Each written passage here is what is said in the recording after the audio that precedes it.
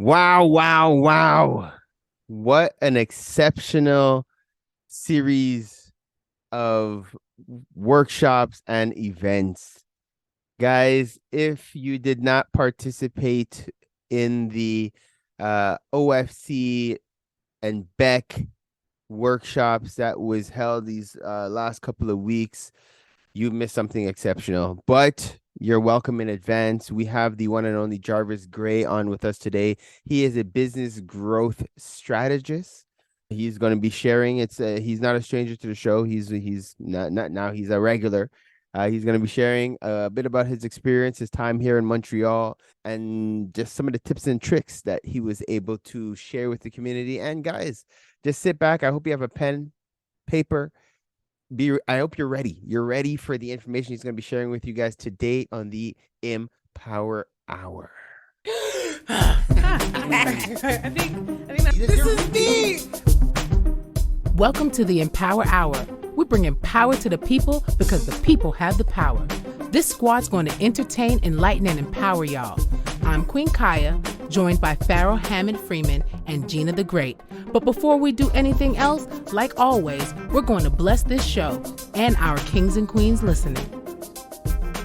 I am so grateful to life. I'm grateful to God, our creator. I'm grateful to our ancestors. Just for creating this amazing opportunity for us to be able to be on here today. Guys, I'm just calling on that spirit of love. I'm calling that spirit of light. I'm calling in all the ancestors. I want to bring in unity. I want to bring in entertainment. I want to bring in peace, love, and harmony for each and every one of our listeners. I'm sending out that blessing. Hotep. Amen. Ashe. Aibobo. That one's for you, Gina. Hey, I don't know why you make me shake my head after you put a blessing. It's good. It's good. Guys, I'm feeling hype. There are certain key fundamentals that we need to know when it comes to running your business, operating your business, scaling your business, generating more revenue.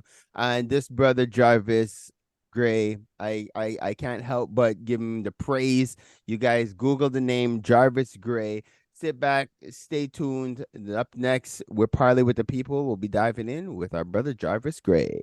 Parlay with the people. Parlay with the people. Parlay with the people. Parlay with the people. Parlay with the people. Parlay with the people. Parlay with the people. Parlay with the people. Parlay with the people, y'all.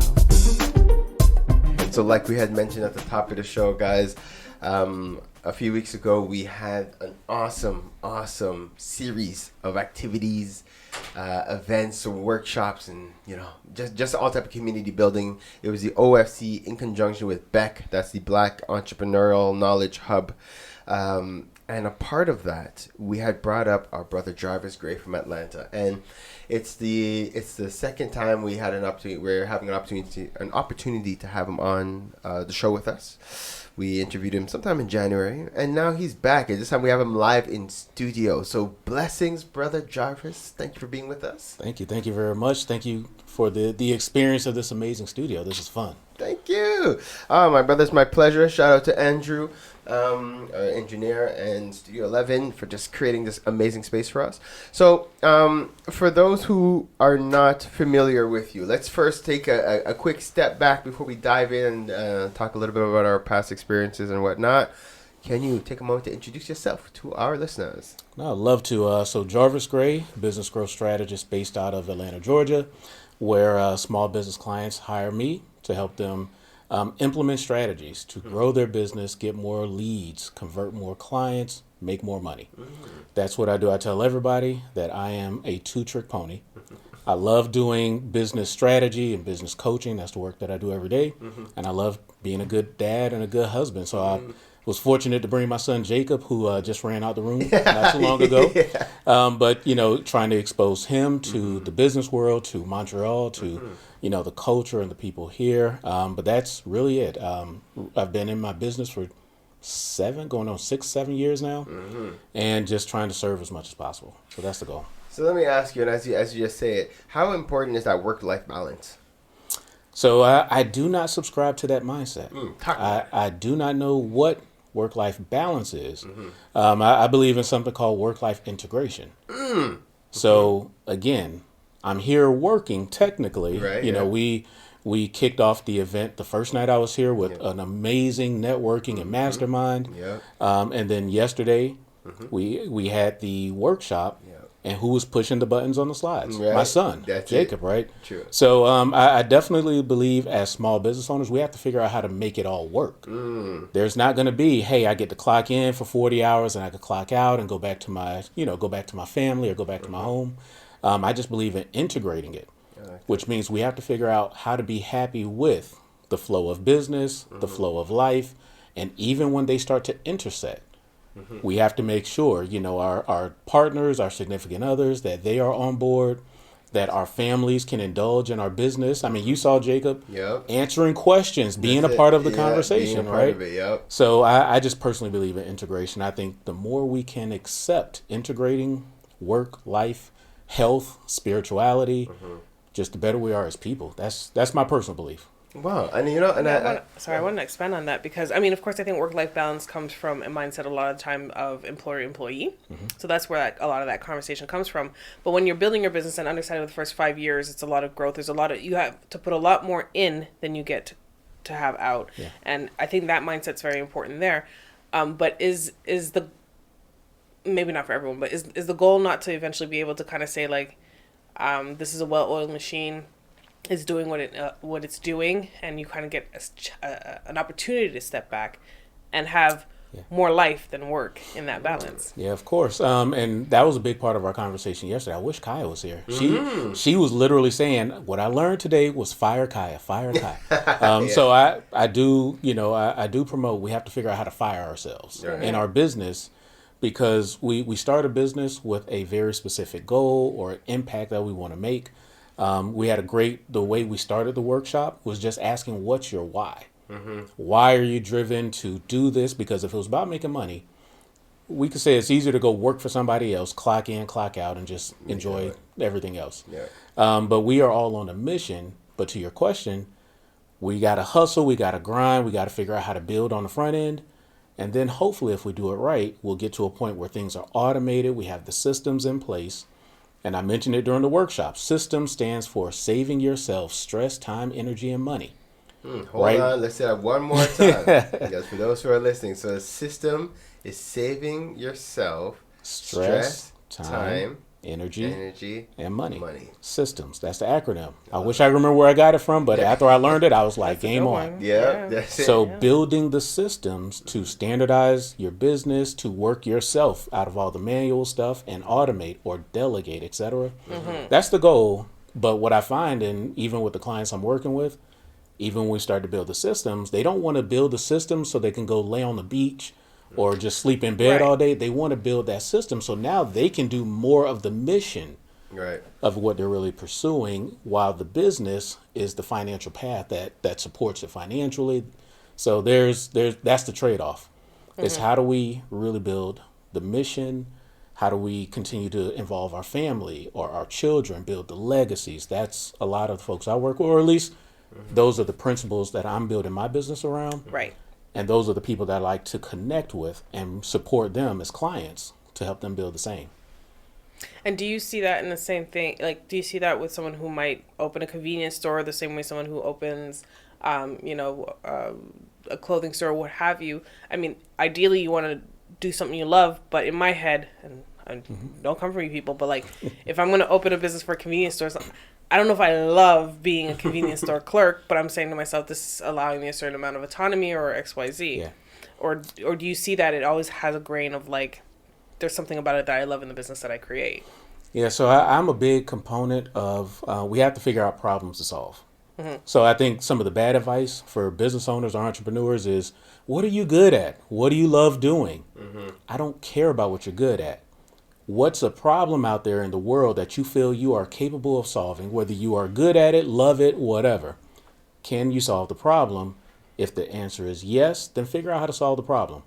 Set up the solutions, build your foundations, then set up the structure to automate, work yourself out of it, or let somebody else take over it. But do I believe we need to be in love with our businesses? Absolutely not. That's amazing because I always hear that. Do what you love, you never work a day in your life, right? But then that happens. Tell that to all the starving artists. You know what I mean? At the end of the day, like then you Correct. feel like a failure because like you said, if I did what I love, I'll be able to like live off of that, Right. and and not work a day in my life. Well, now you're not working and you're not making money either. You got to solve problems. That's truly what business is meant for. And the way we even articulated in our workshop yesterday, there's a problem out there that your ideal prospects or clients have. There's a problem they have and don't want. There's a solution they want and don't have. And if you can figure out how to connect the dots, excuse me, if you can figure out how to connect the dots, you got a potentially $1 million or $1 billion business model, right? The big giants in the business industry now, the Bezos and those folks, they have figured out how to solve a big problem that billions of people have. That's why they are at their status and so forth, right? Every problem, every product or service that exists successfully Yeah. is just figured out that there's a problem, there's a gap. Can I fill the gap? It's just that easy. So a lot of this social media stuff, we were talking right before we started taping about social media. Yeah. I just don't believe you have to go out there and post on social media all day, every day. You just got to figure out your problem, figure out your audience, and connect the two. So for me, a lot of times I can just pick up the phone because I know my audience. Right. I understand their problem. So I can just call a business and say, hey, are these your problems? If so, here's an opportunity to get some solutions. And what's standing out the most to me is that it's still that why component. It's because and this is something else we were chatting about is that, and I'm just going to talk about the entrepreneurs that that I've engaged with and whatever. I find that there's almost a lack of motivation, and I think maybe I might be just comparing it to what I see, and I work with you and stuff like that, and I do have a lot of people that I connect with in the United States and in different cities. Even like I don't want to say it's unique to just Quebec, Montreal, but I even find that some of my entrepreneurs I deal with in Ontario have a bit more of a hustle and a go-getting spirit. Yeah. And I'm not sure if it's just because people's whys aren't big enough. It's not, or they're not uncomfortable enough. But I just find that we're kind of in a complacent kind of mindset as a community. And I find that it's something that I don't know, and maybe this is some of the things we could talk about where people can start to reflect a little bit differently about their whys to really maybe tweak it a little bit to create a different sense of motivation within them. Yeah, I share the story very often, and I shared a little bit of it yesterday during our event. So the why to me is the only thing that will allow an entrepreneur to be successful. Because for me, parts of my story, mother had me at 16, born and raised in Miami, Florida during the cocaine 80s when things were it was the Wild Wild West during that time, the Scarface 80s, right? A lot of drugs, a lot of violence, homelessness, those were parts of my upbringing. So when I started my business, at first it was I was attracted to that whole mindset, the laptop lifestyle, and, I can be financially free and just move how I wanted to move. And then when I started my business, and like most anyone, I struggled. I didn't know what I was doing. I knew I had the skills to solve a problem, but I didn't know how to build a business, right? Yeah. I started working with a coach. And so again, the power of a coach, like any athlete or, any of the moguls that are out there, the coach helps you, they take all that raw energy, that passion, that drive. But one of the first things my coach got me to do was really think about, why are you in business? And of course, I had to connect to my origin stories. What got me to this point, again, with my son here with us now, my daughter who's back home, it really came down to, I don't want them to experience anything I experienced growing up. So now my why, I wake up every day scared that if I do not build this business successfully, that we're going to be on the streets. They're going to be, we're in Atlanta now, but there's violence, there's all the things that I fought against to get away from. Yeah. I literally have this fear every day, and that drives me. It scares the crap out of me every single day. So when I'm looking at myself, the why is there. When I'm looking to partner with other business owners to help them push, one of the first questions, why are you in business? Yeah. Why are you doing this? Yeah. Right? And if your why is not connecting, I wish you the absolute best, but I might not be the coach for you. Right. And I have a big network of other coaches I could try to get you connected, but I need people who are hungry, who wake up every day scared that they're going to fail, they're going to let somebody down, they're not going to support the community, have the impact. That's just how I'm built personally. And I just think when business owners know their why, they will move heaven, hell, everything in between to be successful. Let's take a quick positive cause just to shout out our homegirls, Kemba and Andrea from Keen Real Estate Group. Whenever you're thinking real estate, whenever you're thinking investments, whenever you're thinking about planning for the long term, think Keen Real Estate Group. They're generating wealth for generations. KeenGroup.ca. If your goal is to purchase a car and to make the process as simple as possible, just get a car broker, guys. You just get a car broker. Big shout out to our homeboy, Hamsdale Jacques, the owner of HJCourtierAuto.com. That's HJCourtierAuto.com. If you're a small to medium-sized business and you're getting started and you're ready to go to the next level, what do you need? You need a phone line and you need a website. Think Mainstream Digicom. They got all your telecommunication needs checked. MainstreamDigicom.com. You're trying to get out on the web. You're trying to understand how to navigate through ads. Check out Java Logics for all your marketing, your digital marketing. Where would we be without Preston? I don't even know. Check out Java Logics. I give thanks to Preston for what he's done for the OFC. The amount of positive reviews we've gotten from all his referrals, we're proud to stand behind his work. Check out JavaLogics.com. No, it's not just because he's my brother. It's because you can't talk hip-hop in Montreal without saying M City Solo. Guys, check out his latest project, In My Fields, available on mcitysolo.com. If it's not one of the hardest new EPs to hit Montreal, come and let me know. You already know. It's your boy, Pharaoh, bigging up, mcitysolo.com.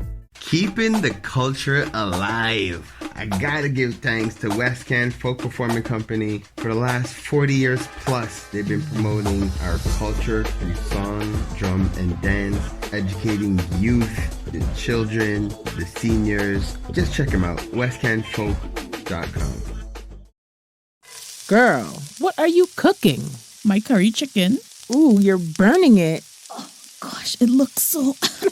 It's okay, girl. You need the Curry House. They have the best Caribbean food in town. 2 locations in Montreal, West Island, and Côte-de-Neige. For more information, follow Caribbean Curry House, MTL. Don't forget to mention the Empower Hour for your 10% discount. So, who placed in the order? Me. DeVito, WizKid, Burna Boy. Those are just some of the big names that's blessed Montreal thanks to Afrobeats Montreal. Definitely check out Afrobeats MTL for all concerts, show listings, everything that has to do with Afrobeats in the city. Check out Afrobeats MTL. One full circle. We are the Melanated Community Resource Hub and Network. What does that mean? We're here for each other. And when you say the why, right, and for example, if I were to start a business tomorrow or have whatever, my why is to build generational wealth. Is that enough of a why though? Like, or do you need it to be like dig a little deeper than that? Change, like, does it have to change the world, or could it just be I just want to have some bread in the future? I mean, so I can't judge your why, right? I can't look at your why and say, oh, that's not big enough. That's not important. But I guess what I'm looking for is to understand, do you have a why? And then is that why like keeping you up, scaring you, pushing you, driving you every single day? That's what we're really looking for. Okay, because that's big in saying that. Is that why driving you and all that? Because I think anyone can tell you why. And like, and what if they told you, like, well, technically me saying I want generational wealth is me saying I want money. But if someone tells you, like, well, why do you want to grow a business? I want money.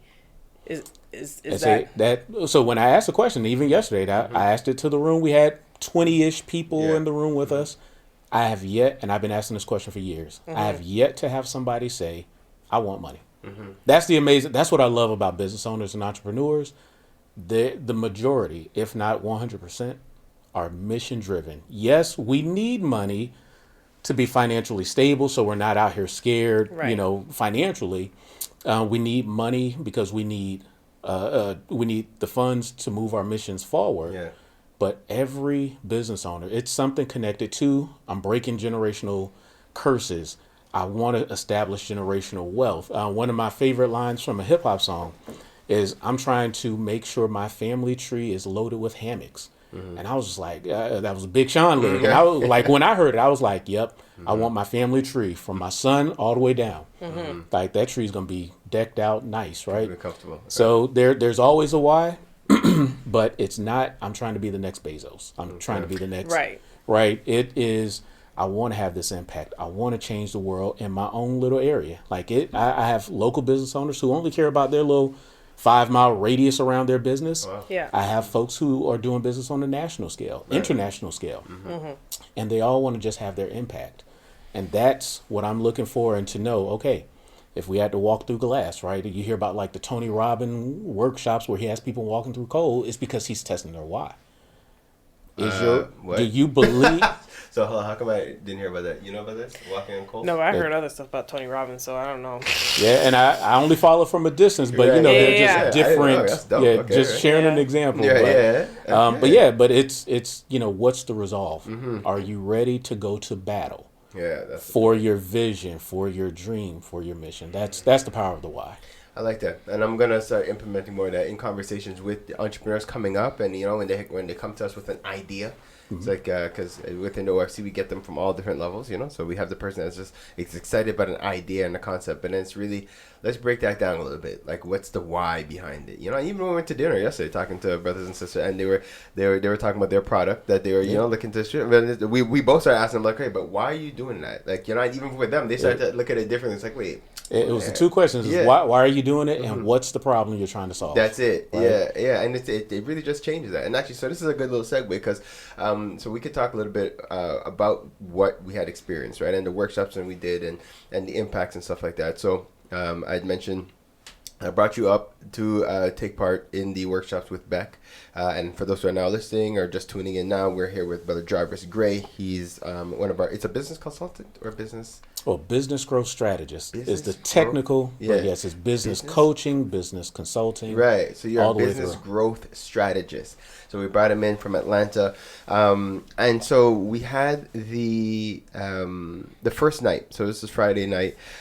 We had what was called the hot seat or the Hot seat mastermind. hot seat mastermind. And you guys, as you're listening to us now, we've already started the groundwork to make this at least a monthly thing that we'll be doing. So the OFC is going to be hosting a monthly hot seat mastermind because it's super powerful. So actually, can you just explain to our audience what it is? Yeah, so I'll say first, it's one of my favorite things to do. It's when you get a room full of business leaders, or you could do it virtually. So but it worked. It was very powerful. Yeah, in person. I found that people really enjoyed the in-person aspect because they miss it too. But yes, Yeah, so we literally pulled a seat to the front of the audience, and we invited somebody to sit down in that seat and quickly share a big opportunity that they're trying to figure out in their business. It could be a problem, an opportunity, just something they've been struggling with, and they share that with the audience. And then they have to stop talking, which we had to. I come here, we're like, it's not your turn. Pause. Yeah, we had to pull the microphone a few times. But it is literally after they share that opportunity, then the entire audience gets a chance to solve the problem for them. You're right. That's it. And that person is sitting there, hopefully taking notes, writing down the feedback that's given. They do that for 5 minutes. And then after that, we ask them, so what's one or two things that you can commit to based on what was shared? And it is powerful because, of course, you get a chance to quickly introduce yourself, your business, so the networking. And then you get literally a room full of business leaders answering your biggest questions. And we just keep doing that until we ran out of time. We probably got through 7-8 people at least. Yeah, and everybody, it was like people were yearning for it after the fact. They're like, yo, they want it to go up. And that's really what it is. And what I appreciated in terms of feedback after the fact is that they were thanking us because of the fact that people, especially nowadays, like a lot of entrepreneurs, we go to these workshops and stuff like that, and it's almost like theoretical workshops where we're there to talk about different, problems that we're having, but it comes across very hypothetical almost, and there's nothing really tangible for the people to leave with. And this was like the complete opposite, because we're like, look, express what your problem is, and we're going to give you like now in real time solutions that you could start as you go back to your seat. You can start making changes, to what you're doing, and that I love that, because again, we're here to offer real value, to the people of the community. So that was the first, and that was exceptional. It was a great icebreaker, awesome for networking. We're still teetering between should we do it virtually or if we should do it in person. I personally want to more go for the in person aspect, but. We'll say, and especially now as the weather's changing, it's easier to get people to come out. So that's what that is. Have you come across a lot of like usual suspects problems like for each business? Has there been like a common thread of something that you see come up often, or is it very custom from one? No, I mean the common culprit is going to be marketing, and marketing is it's a big opportunity because a lot of small business owners. The majority, I will say, get into business because they got some skills, some expertise that they've honed through years of doing it for someone else on the job. Right. And then they say, you know what, I could do this by myself. That was my story. Like I was doing strategy and process improvement for healthcare companies for over 15 years. And then I was like, I think I could do this for myself. Right. And so you have your technical skills that drive you, but you don't know business development. Marketing is a big part, sales and marketing. So I do break down kind of the 6 areas. And this is a part of our conversation yesterday. So every business needs strategy. You need, strategic processes. You need financial management processes, people management processes, software and systems. And then you need sales and marketing. And I feel like I'm missing one. I'm probably sure there's one in there missing. But unless maybe it's sales and marketing, because you did say 6 and then I went 5. So but those are all the things that I encourage all my my clients. We got to have that documented. This is how you start to fire yourself. That's it. Is by building out those specific types of strategies.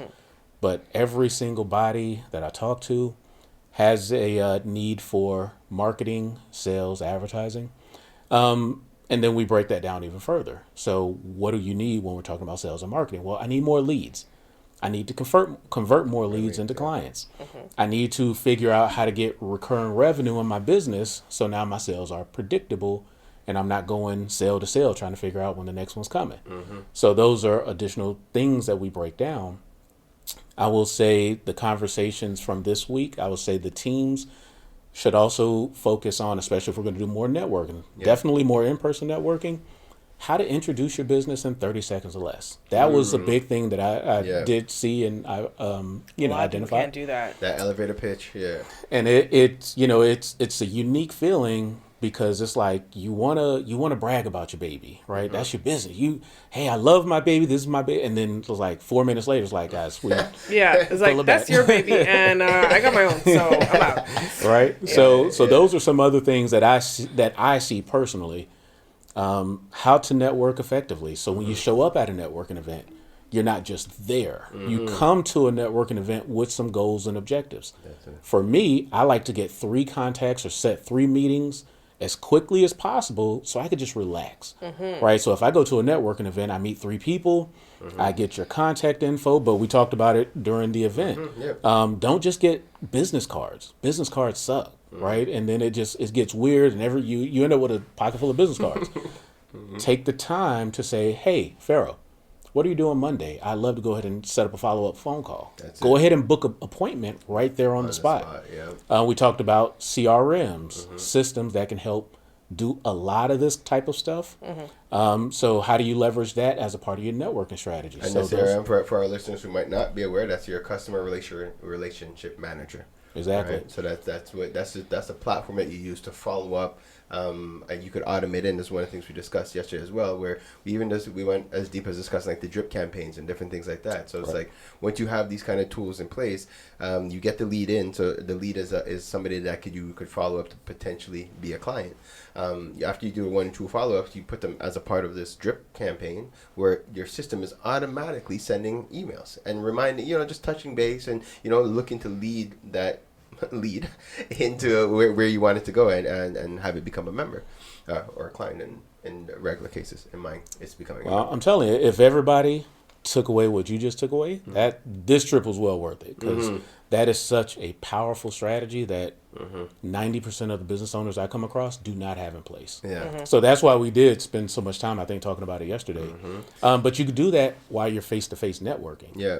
But yeah, those are a lot of things that I see commonly for small business owners. I want to just give a little nugget that you gave yesterday as well that I thought was exceptional, especially now we all have smartphones. It's the idea of taking a selfie with an individual and then emailing it to them, right, on the spot. So then right away, that's another, you get their contact. They have a visual, to kind of tie you guys together, and then it's easier to follow up. It's like, hey, yeah, cool. You already have that email engagement or whatever the case. Sometimes your email will be following people's spams. So by doing that right away, it's like, oh, did you get the email yet? Check, make sure you got it. Good. All right. So we'll follow up then. So I love that. And we're here to add these nuggets. Yeah, and you have fun with it, because one of the things you have to realize when you're networking, it's awkward for everybody. So I'm the guy that's at least going to acknowledge the awkwardness. Be like, all right, let me just take a quick selfie. You're going to remember this big head, right? Make a quick joke about it, but make it, bring the levity. The goal is to stand out. I was about to say, yep. So when they see my email, oh, that was the guy who made this dumb joke about the big head, right? And then it's like, let me talk to him. Let me see what he's about. Right. And then you just build a relationship. So relationship marketing is a real thing. It's a real strategy. Just build a relationship. The know, like, and trust factors, that's all a part of it. Because marketing is a whole beast, and it's one of those things that I think that not say that people give up on, but like there is a lot of unknown in it, and it's kind of like, oh, that's marketing, and we sent the picture, so you just have to sit and wait or trust the process. In some instances, I understand the trust the process term. In other instances, it's like, tell me that one more time, and you'll see trust.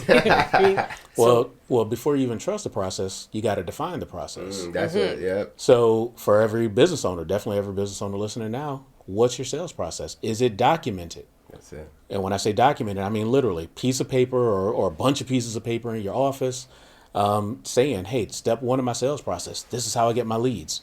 When I'm at a networking event and I connect with somebody, I'm going to do A, B, and C, right? And if part A doesn't work, then I should have a condition to say, okay, I'm going to send the email, give it 3 days, then I'm follow up with a phone call, right? So let's have the process defined, so then you know if you should trust it or not. That's it. Excuse me.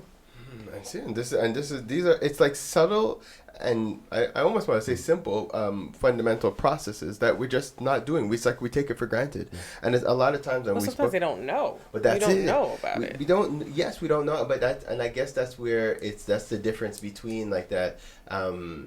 I want to say that entrepreneur and a person who's just doing a hustle, right? Because it's like, if you're serious about it, you want to know. You're going to go to the workshops. You're going to make the calls. You're going to investigate. You're going to do the homework that you need to do so that you could be better in your craft. It's like a person playing a sport. Like, you're good, but you're going to have a coach. You're going to read up on it. You're going to watch some stuff online. But I'll play devil's advocate of this. Like, there's a lot of information out there, and you can find the wrong coach. You can find the wrong information that will lead you astray. So it's not I don't want to go like, oh, well, if you're not really an entrepreneur because you're not really feeling it, you could have gone and found out the wrong information, which is why you tune into the Empower Hour to get the right information. But I'm just saying, I like the connection, but there's a ton of information out there, right?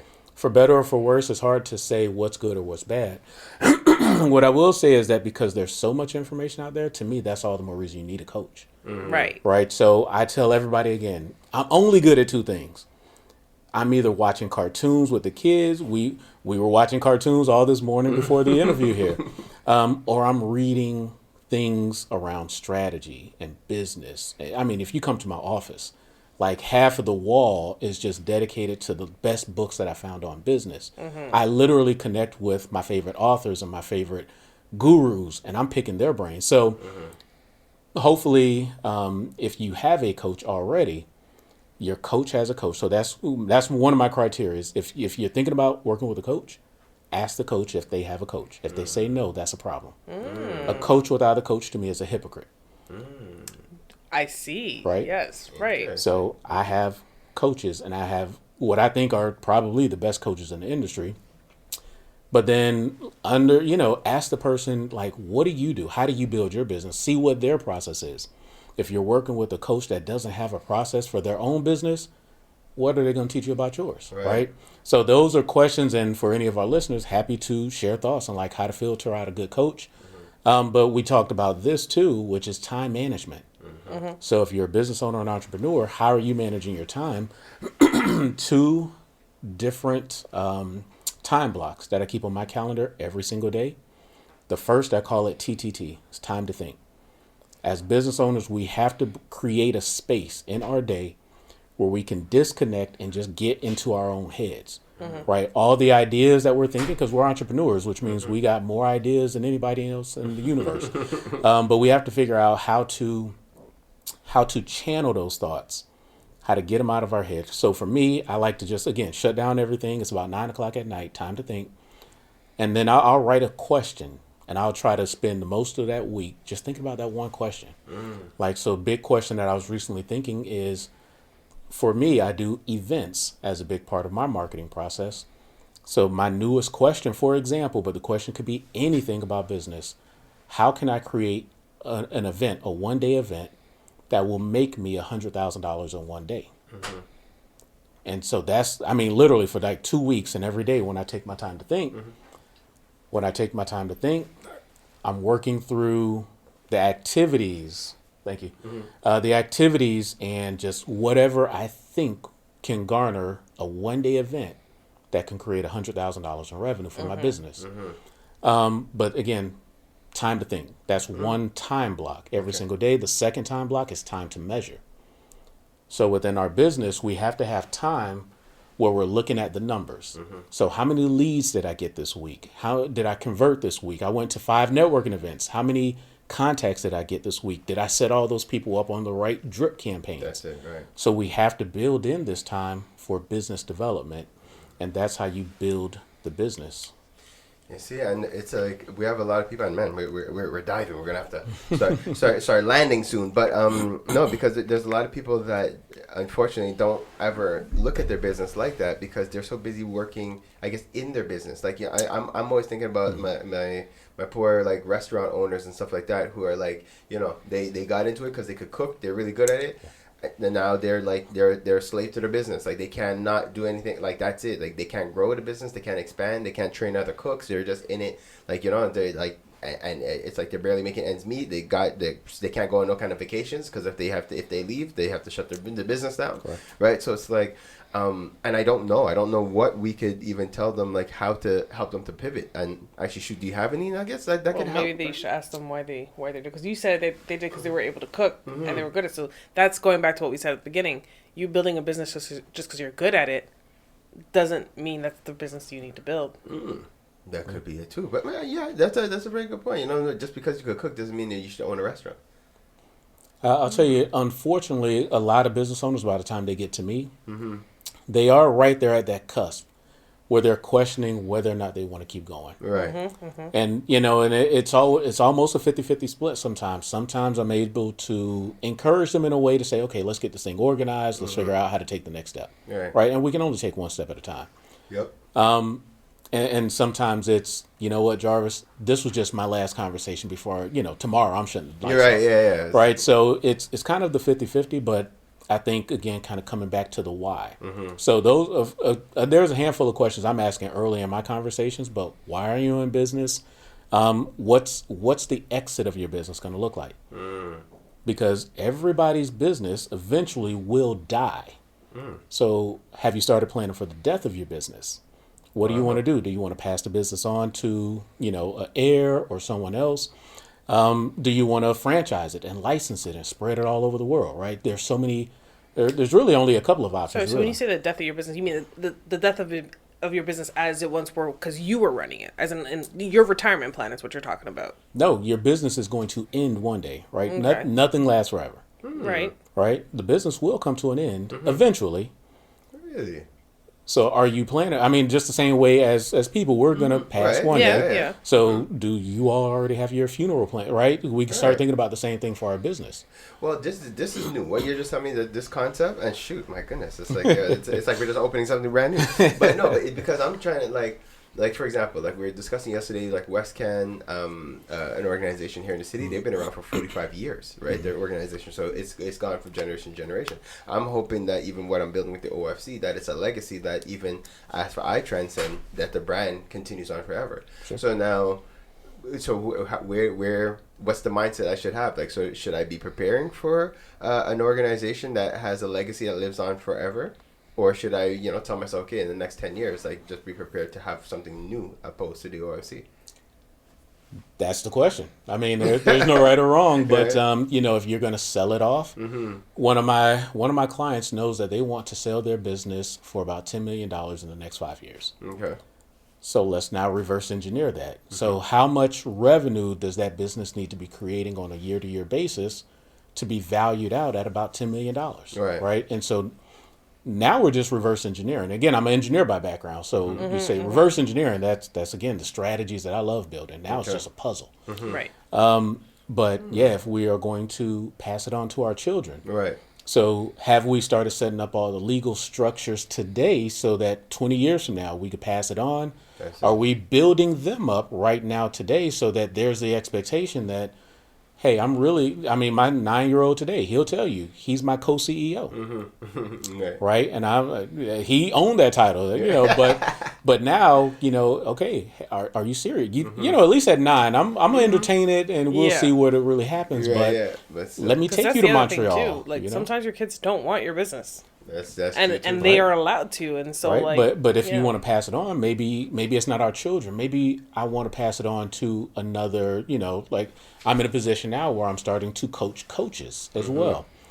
So maybe there's a coach that I want to pass it to. I'm only 42, but maybe by the time I'm 55, I want to kind of fade out and just start letting some future coaches take over my business. Right. And there's a mindset. Do we sell our business? That's it. I kind of tell folks why sell it, right? Why not just hire somebody else to run it, That's exactly it. Yeah. and then you move into a position as an employee and let the company pay you $1 million a year as a consultant, That's it. right? And There's so comes many the other work-life options. balance. Yeah. That's So Full different circle. things to think about, but we have to think about the death of our business. What is it going to be? Is it going to die when we die? And that tends to happen a lot of times too. And then what happens to the funds and the structure if we just let it fall That's it. apart? Yeah. So thinking about the end in mind, now there's a timeline. You know what you're building for the next 20, 30 years. And now is your why going to drive you there, right? So all these questions are kind of connected. I want to know those before I say, you know what? Pharaoh, man, I would love to partner with you. I'd love to talk to you about coaching and consulting and how I think I can help you get to that goal and see if see if we're a fit, because this is a partnership. Right. I don't have clients. I have partners, right? Because if I can't help you, you should be firing me with the quickness, Right. right? So do you have processes in your business to fire people, right? So these are things we have to build out if you don't have them already. So This man, brother. So now, as we're now winding down, and this has been exceptional, huge value to our listeners. I want to first we've highlighted what you do. I want to give the opportunity for people who want to reach out to you. So if you could share your handles and your contacts and different things like that, so anybody who wants to deep dive a little bit more. yeah, believe it or not, I'm so easy to get in touch with. It's just give me a call. Now I know most of the listeners, if they're here in Canada or beyond, I am based in the U.S., so I am on WhatsApp. Cool. Yes. And so literally my personal cell phone number is area code 305 308 308 0829. 0829. And call, text, just hit me up. Let me know what I can do. If it's not me, I got a gang of resources from other marketing strategists and coaches to graphic designers, whatever you may need. But that's the ecosystem that I'm building for a lot of the people I support. Yo, this is exceptional. And a little nugget, everybody, you could leave Jarvis voice notes. It's a lot easier on the WhatsApp. Leave him voice notes. He's always on the go, always on the move. It's definitely, he'll hit you back by a voice note too. It's a lot faster than trying to send him a text. Just Just word to the wise, just from experience. But it's been awesome. Like I said, my brother, when we first connected a couple of months ago, like you do tons of things. You only mentioned like a fragment of them, a little fraction. I do want to encourage people, if you're on Alignable, to connect with you on Alignable. You manage a collective right now, what, 26,000 businesses? 26,000 and growing. The You're goal right. is 50,000 by the end of this year. That's it. So for those who do want to connect and you're looking to connect with other entrepreneurs, I'm looking to set up a workshop on there as well. So we'll be talking about that in the future. So those who want to join us on there, that would be huge. And again, like, it's just you. Since I've met you, you've been adding value. I've shared it a gazillion times. Like, you helped us to even change the direction of where we're going with the OFC, and just to help that, you just helped us to redefine our why. You know, and even now, as people hear us talking about the fact that we are a community organization first, not a business network, that was thanks to you, Jarvis. And it was, making it very clear, like, this is our why. We're here to do this. We want to build community first. That's the why of the OFC, and everything else been able to build off of that. So again, I thank you. I appreciate what you're doing. As we always do with all our guests, we always ask for some empowering words for our listeners. I like to put people on the spot like that. So what kind of empowering words would you like to leave with our audience today? All right. So that's a tough question, because I have so many thoughts. I'll say, if anything, I'll have to go back to what we've already talked about in this conversation, which is dig into your why.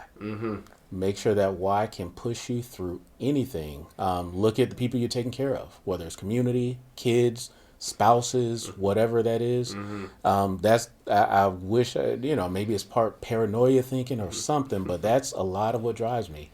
Is every day I get up, I am very thankful for the chance to get out there and have a conversation with a business owner, because I know the skills and the passion I'm coming at them with to help them solve a problem. So focus on solving a problem for your clients. I think it'd be amazing, the work you do for them. Gina, Farrell, I want to thank you both. This was very empowering. Just a chance to just to share my thoughts, but everything you're building with OFC, I've been a fan, a true fan, a supporter from day one. So please just let me know what more I can offer. Brother, I appreciate you. So guys, as you already know, this has been another segment of Parlay with the People on the Empower Hour. This was the Empower Hour with Farrell Freeman, Queen Kaya, and Gina the Grey. We are on live every Sunday from 7 to 9 p.m. and broadcasting Thursday mornings at 7 a.m. on CKUT 90.3 FM. Hopefully you got your dose of entertainment, enlightenment, and empowerment. Subscribe and watch us on empowermtl.com and email us at empowermtl@gmail.com to anonymously be featured on our What's the Tea Mail segment. Stay blessed, black, and highly favored.